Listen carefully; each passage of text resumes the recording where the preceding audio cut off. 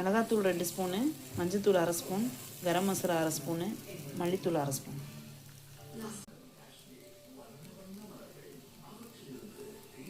இதெல்லாம் இதில் போட்டுக்கலாம்.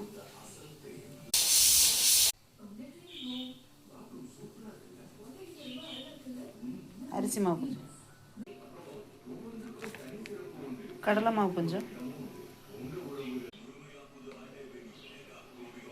தேவையான அளவு உப்பு, இதெல்லாம் போட்டு மிக்ஸ் பண்ணிக்கலாம்.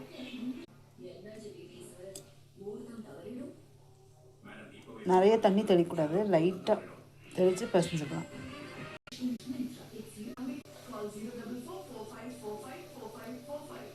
ஃபியூ ட்ராப்ஸ் லெமன் ஊற்றிக்கலாம்.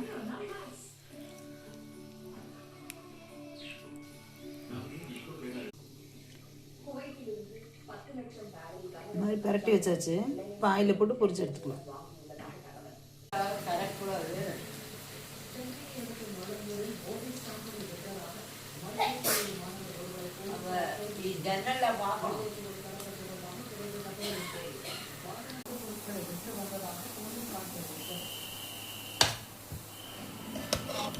Morning tiffin idli upma.